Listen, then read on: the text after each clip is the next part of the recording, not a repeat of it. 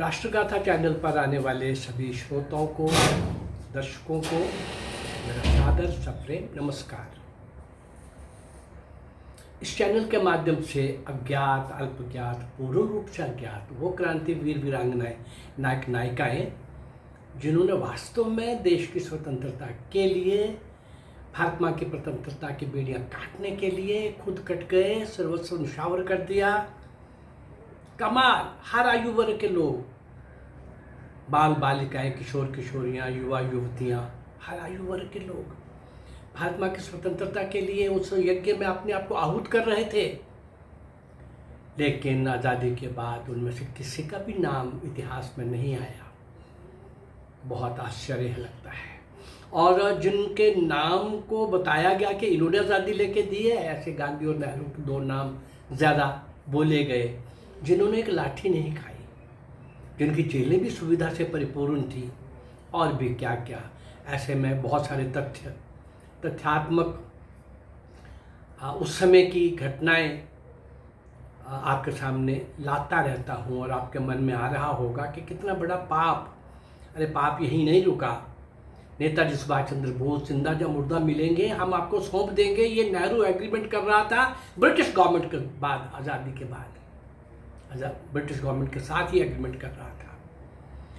1956 तक नेताजी सुभाष चंद्र बोस के घर में सिविल ड्रेसेस के अंदर सीआईडी वाले बैठे रहते थे। कब सुभाष घर आए तो हम दबोच लें और अंग्रेज़ों के विरुद्ध को सौंप दिया जाए अंग्रेज़ों के पास।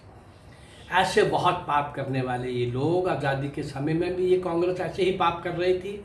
मैं 100 पाप तो नेहरू के ही गिना सकता हूँ, कांग्रेस के नेहरू के मिला के 100 पाप होंगे बहुत, मैं 100 गिना सकता हूँ।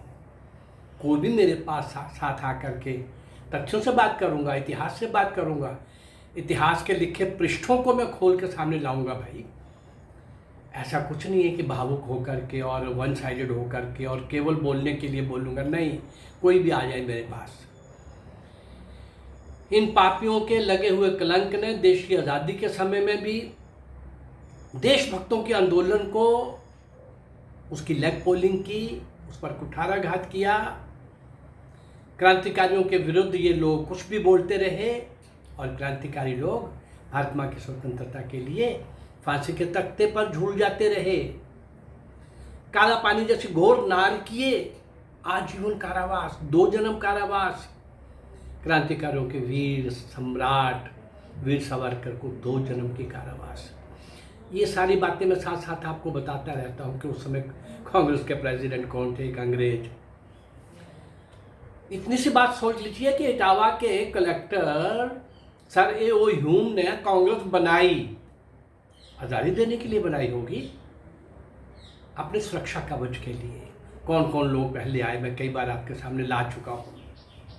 वो कौन लोग थे जो कांग्रेस ने शुरू में इकट्ठे किए, और उन लोगों का रोल क्या था, और बाद में भी उनका रोल क्या था। ऐसे चापलूस, पदवी दिए हुए, बांटे हुए, गद्दार, बिके हुए, ऐसे कुछ सुविधाजनक, और कुछ वो राजा जो लड़ नहीं सकते थे, अंग्रेज़ों के पिट्ठू बन के उनकी चाकरी कर रहे थे। ऐसे सब लोगों को मिलकर के बनी हुई कांग्रेस वो देश की आज़ादी के लिए लड़ रही थी।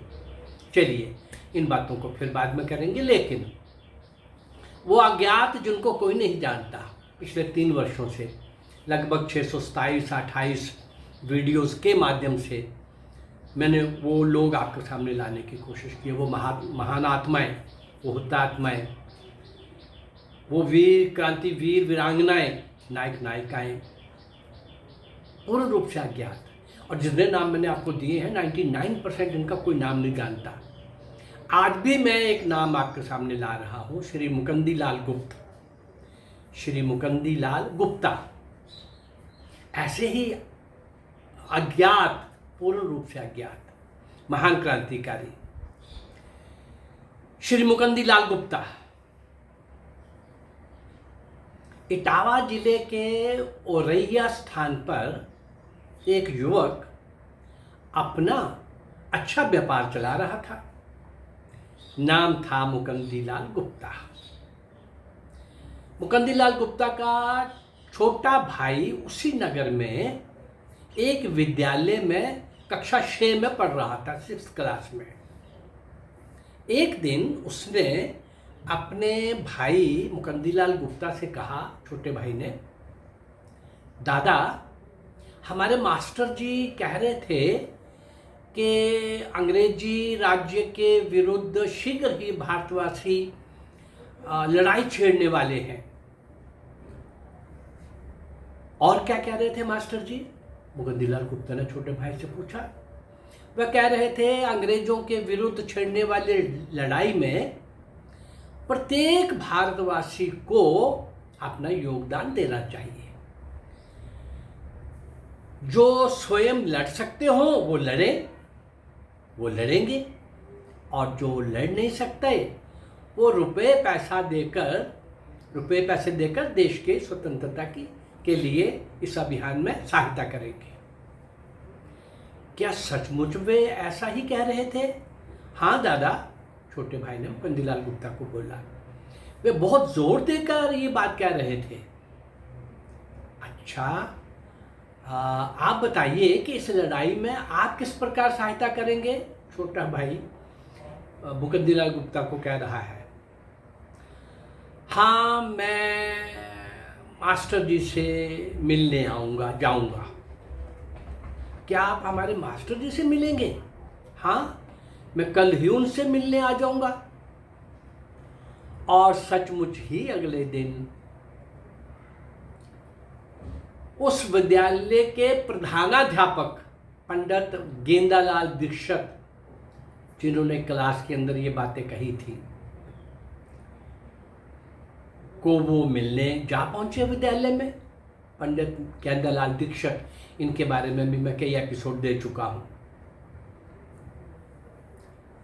परिचय हुआ, बातचीत हुई और प्रश्न हुआ, मास्टर जी, प्रधानाध्यापक महोदय, क्या भारतीय लोग अंग्रेजों के विरुद्ध कोई लड़ाई छेड़ने वाले हैं?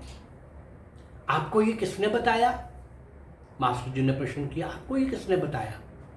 ये बात मेरे छोटे भाई ने मुझसे कही, जो आपके विद्यालय में पढ़ता है। और उसने ये भी कहा कि ये बात हमारे मास्टर जी ने बताई है, अंग्रेजों के विरुद्ध कोई बहुत बड़ी लड़ाई होने वाली है।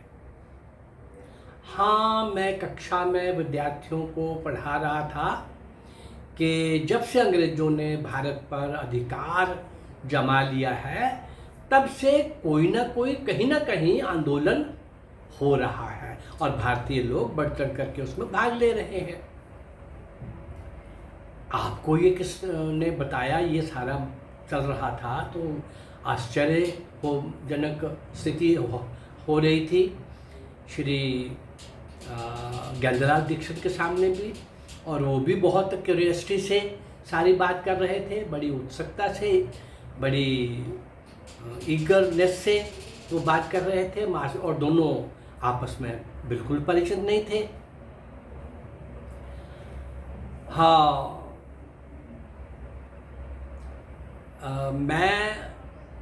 इन्होंने गेंदालाल दीक्षित को बोला, मुकंदीलाल गुप्ता ने, मास्टर जी, ये जो बात आपने कही है, ये बात बच्चों के द्वारा पुलिस के कानों तक भी पहुंच सकती है। क्या पुलिस फिर तंग नहीं करेगी? हाँ, ये बात मैं सोच नहीं पाया और कहा कि इनमें से कुछ बच्चे पुलिस वालों के भी हो सकते हैं। पंडित गेंदालाल दीक्षित जी ने, प्रधानाध्यापक महोदय ने कहा कि हाँ भाई, ये बात मेरे दिमाग में नहीं आई। आपके दिमाग में ये बात कैसी आई? आप पंडित गेंदालाल दीक्षित ने प्रश्न किया, आपके दिमाग में ये बात कैसी आई? मैं पुस्तकें पढ़ता रहता हूँ, क्रांतिकारियों की भी पढ़ता हूँ, दुनिया के क्रांतियों की पुस्तकें पढ़ता रहता हूँ, मेरा इंटरेस्ट है स्वाध्याय में, तो आजकल यही पढ़ता हूँ, तो मुझे ऐसा लगा कि ऐसा हो सकता है, तो इसलिए मैंने आपको बताया और बताने आ गया। अच्छा मास्टर जी, मैं चलता हूँ, आप कभी मेरे घर आइए, गपशप करेंगे और बातचीत करेंगे। मुकंदीलाल गुप्ता पंडित गेंदालाल दीक्षित जी से मिलकर अपने घर की ओर चले गए। एक दूसरे से अच्छी तरह से मिलते रहे, आपस में बहुत अच्छे घनिष्ठ संबंध हो गए। वे दोनों एक ही क्रांतिकारी दल के सदस्य बने और ये स्वतंत्र दल था, ये किसी और के साथ जुड़ा हुआ नहीं था। अंग्रेजी साम्राज्य के विरुद्ध कोई बड़ी योजना बनाने का विचार गंभीरतापूर्वक हो रहा था। कुछ राजनीतिक डकैतियां डाली जाए, ऐसे की हथियार की जरूरत होती है।